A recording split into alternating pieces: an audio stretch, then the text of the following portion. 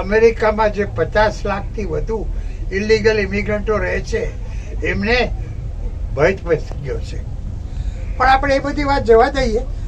જો તમે બિઝનેસમેન હો અને તમારે અમેરિકામાં બિઝનેસ કરવા જવું હોય તો તમે B1 વિઝા ઉપર જઈ શકો છો. ખબર છે ને દર્શક મિત્રો, ડૉક્ટર સુધીર શાહ, એડવોકેટ અને નોટરીના એકવાર તમને ફરીથી નમસ્તે.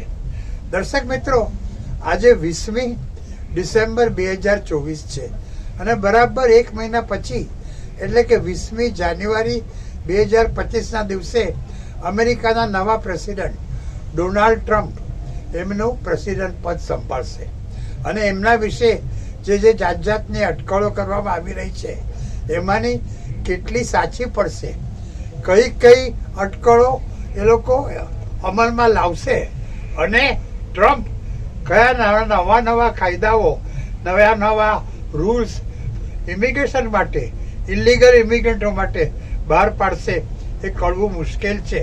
પણ એના વિચારો જાણીને બધા લોકોમાં ખળભળાટ તો મચી જ ગયો છે.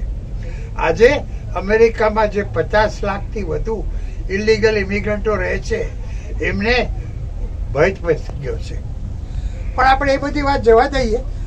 જો તમે બિઝનેસમેન હો અને તમારે અમેરિકામાં બિઝનેસ કરવા જવું હોય તો તમે B1 વિઝા ઉપર જઈ શકો છો. પણ ત્યાં રહીને બિઝનેસ કરવો હોય, ઓફિસ સ્થાપવી હોય, ફેક્ટરી ખોલવી હોય, દુકાન ખોલવી હોય તો શું? તો તમે આંતર કંપની ટ્રાન્સફરી L1 વિઝા મેળવી શકો છો. જો તમે કોઈ કંપનીના સોલ પ્રોપ્રાઇટર હો, પાર્ટનર હો, ડિરેક્ટર હો કે એ કંપનીમાં મેનેજર તરીકે, એક્ઝિક્યુટિવ તરીકે કે ખાસ જાણકારીવાળી વ્યક્તિ તરીકે છેલ્લા 3 વર્ષમાં ઓછામાં ઓછું 1 વર્ષ કામ કરી રહ્યું હોય તો તમે તમારી જે ઇન્ડિયામાં કંપની હોય એની અમેરિકામાં બ્રાન્ચ ખોલીને, હોલ્લી ઓન સબસિડરી ખોલીને પછી L1 વિઝાનું પિટિશન દાખલ કરી શકો છો. એ માટે સૌપ્રથમ અમેરિકામાં તમારી કંપનીની બ્રાન્ચ ખોલવાની, કંપની ત્યાં જે પ્રકારનો બિઝનેસ કરવાનો હોય એ પ્રકારની જગા મેળવવાની, બેંક એકાઉન્ટ ખોલાવવાનો, અહીંથી થોડા સારા એવા પૈસા એ બેંકમાં એ નવી કંપની જે ખોલેલી હોય એના ખાતામાં જમા કરવાના, જેથી તમે દેખાડી શકો કે કંપની નવી છે, એને કમાણી કરતાં થોડી વાર લાગે તો ખર્ચો કરવા માટે તમારી આગળ પૂરતી સગવડ છે. પછી તમારે એક બિઝનેસ પ્લાન બનાવવો પડે. એ કંપની, નવી કંપની શું બિઝનેસ કરવાની છે, કેવી રીતે કરવાની છે, એના પ્રતિસ્પર્ધીઓ કોણ છે, આ બધું દેખાડતો એક 5 વર્ષનો બિઝનેસ પ્લાન એટલે કે પંચવર્ષીય યોજના દેખાડવું જોઈએ. અને ત્યારબાદ L1 વિઝા માટે પિટિશન દાખલ કરવાનું હોય. આ પિટિશનને પ્રોસેસ થઈને એપ્રૂવ થતાં સામાન્ય રીતે 8, 10, 12 મહિના લાગે છે. પણ તમે જો પ્રીમિયમ પ્રોસેસિંગથી કરો તો 15 દિવસમાં એના ઉપર જવાબ આવે છે. પણ જવાબ હાકેમાના નામાં જનરલી નથી હોતો.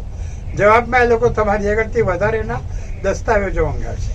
પણ પ્રીમિયમ પ્રોસેસિંગથી ફાઇલ કરો તો 2-4 મહિનાની અંદર તમારું પિટિશન એપ્રૂવ થઈ જાય છે. પછી તમારે તમારા દેશમાં એટલે કે ભારતમાં આવેલ અમેરિકન કોન્સ્યુલેટમાં જઈને તમારી લાયકાત દેખાડીને L1 વિઝા મેળવવાના રહે છે. L1 વિઝા ઉપર જે લોકો મેનેજર કે એક્ઝિક્યુટિવ તરીકે જાય છે એ 7 વર્ષ અમેરિકામાં કામ કરી શકે છે. અને જે લોકો ખાસ જાણકારીવાળી વ્યક્તિ તરીકે જાય છે એ લોકો 5 વર્ષ કામ કરી શકે છે.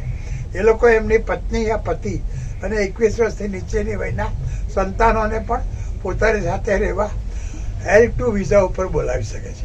આથી જો તમે બિઝનેસમેન હો અને અમેરિકામાં બિઝનેસ કરવા માટે ત્યાં જઈને રહેવા ચાહતા હો તો L1 વિઝા તમારા માટે અતિ ઉત્તમ છે. ઘણા વેપારીઓ EB-5 પ્રોગ્રામ હેઠળ ઇન્વેસ્ટમેન્ટ કરીને ગ્રીન કાર્ડ મેળવતા હોય છે. પણ એમનો ઈરાદો ત્યાં કાયમ રહેવાનો નથી હોતો. જો તમારો ઈરાદો કાયમ રહેવાનો ના હોય, ફક્ત બિઝનેસ માટે જ તમારે અમેરિકા જવું હોય તો તમારા માટે L1 વિઝા યોગ્ય છે. તો એક બીજી વાત, L1 વિઝા માટે 2 જગાએ ભારતમાં તેમજ અમેરિકામાં બિઝનેસ ચાલુ રહેવો જોઈએ. એવું ન થવું જોઈએ કે તમે અમેરિકા જાઓ અને ભારતનો બિઝનેસ બંધ કરી દો, તો પછી તમને L1 વિઝા તમારા રદ થશે.